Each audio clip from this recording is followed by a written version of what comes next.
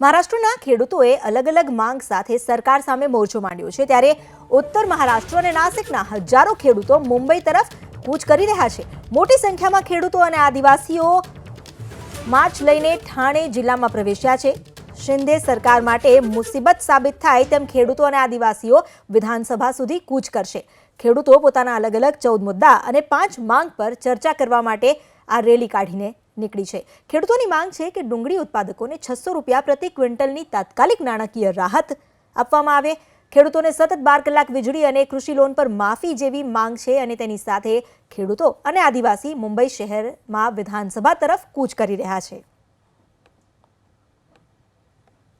महाराष्ट्र के किसानों ने एक बार फिर राज्य सरकार के खिलाफ बिगुल बजा दिया है। अपने अलग अलग मुद्दों और मांगों को लेकर महाराष्ट्र के किसान और आदिवासी सड़कों पर उतरे हुए हैं और नासिक से लेकर मुंबई तक लॉन्ग मार्च कर रहे हैं। ये है वो लाल बादल जिसने महाराष्ट्र सरकार की नींद उड़ा रखी है।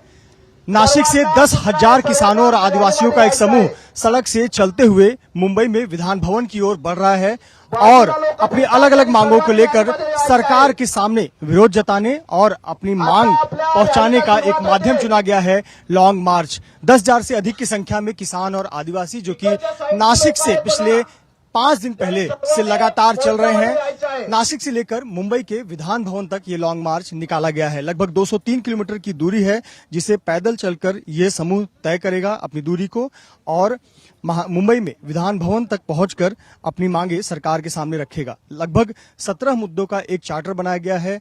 इन 17 मांगों को लेकर जो नासिक के किसान हैं या आसपास के जिलों के किसान हैं और आदिवासी हैं, लगभग 10,000 से अधिक की उनकी संख्या है, वो सड़कों पर इसी प्रकार से प्रतिदिन लॉन्ग मार्च करते हुए मुंबई की दिशा में बढ़ रहे हैं।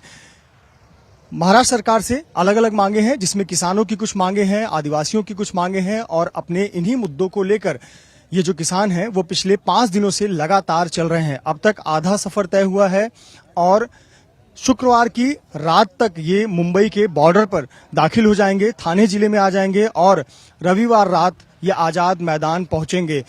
अब तक 100 किलोमीटर से अधिक की दूरी तय हो चुकी है और लगभग 100 किलोमीटर की दूरी बाकी है।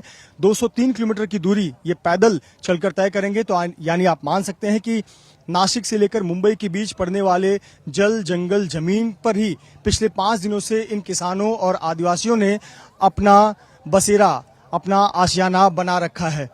किसी को दिक्कत ना हो इसका भी ख्याल रखा जाता है। जैसे कि एक एम्बुलेंस जा रहा है और उस जैसे ही एम्बुलेंस को रास्ता देने की जरूरत पड़ी, यहाँ से किसान उठ चुके हैं और उन्होंने तुरंत एक कॉरिडोर तैयार कर दिया और देखिए एम्बुलेंस आसानी से इस 10,000 किसानों के भीड़ में से निकलते हुए नजर आ रहा है। इसका आयोजन ऑल इंडिया किसान सभा और भारतीय कम्युनिस्ट पार्टी ने किया हुआ है और इसमें 10,000 के करीब आदिवासी और किसान शामिल हैं। तो आखिरकार सवाल उठता है कि आखिरकार ये मुद्दे कौन से हैं, किन मांगों को लेकर किसान और आदिवासी सड़कों पर उतरे हुए हैं और लॉन्ग मार्च करते हुए नासिक से मुंबई के दिशा में बढ़ रहे हैं।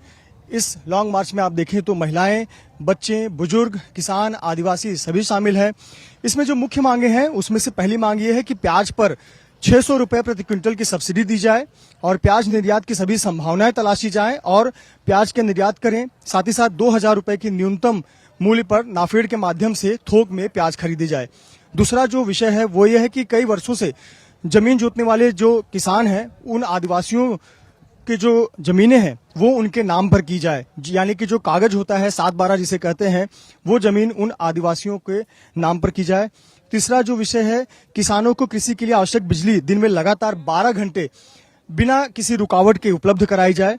चौथा जो मुख्य विषय है किसानों का पूरा जो लोन है, कृषि ऋण है, उसे माफ किया जाए और साथ ही साथ जो किसानों के कागज पत्र हैं 7/12 है उसे क्लियर किया जाए।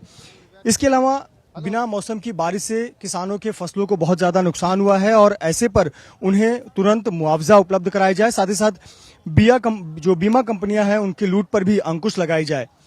जो छठवीं मांग है वो ये है कि बेबी गोंद की फसल के लिए कम से कम 250 रुपए प्रति किलो की गारंटी मूल्य देकर बेबी गोंद की सरकारी खरीद योजना जारी रखी जाए और 2020 के प्राकृतिक जो चक्रवाती बारिश हुई थी जिसके दौरान फसलों को क्षति पहुंची थी उसके पंचनामा के आधार पर तुरंत मुआवजा उपलब्ध कराया जाए। साथ ही साथ दूध की कीमतों के लिए भी मांग उठाई गई है कि दूध की कीमतों पर भी उचित मूल्य किसानों को नहीं मिलता है और ऐसे पर उसको कीमत पर भी सरकार जो न्यूनतम कीमत है वो प्रति लीटर दूध की तय करे। इस प्रकार से कुछ मांगे और मुद्दे हैं जिसको लेकर ये किसान पिछले 5 दिनों से इन्हीं सड़कों पर चल रहे हैं। साथ ही साथ जो किसानों की फसलों की बात करें तो सोयाबीन, कपास, अरहर, चने की फसल के दाम जो लगातार गिरते हैं, इसके पीछे साजिश मानी जाती है और इस साजिश बंद होनी चाहिए। इसके अलावा केरल की तर्ज पर हाईवे प्रभावित किसानों को मुआवजा दिया जाना चाहिए और उनका पुनर्वास होना चाहिए। साथ ही साथ एक मुख्य मांग यह भी है कि 2005 के बाद जो सरकारी कर्मचारियों की भर्ती हुई थी उनके लिए ओल्ड पेंशन स्कीम लागू की जानी चाहिए।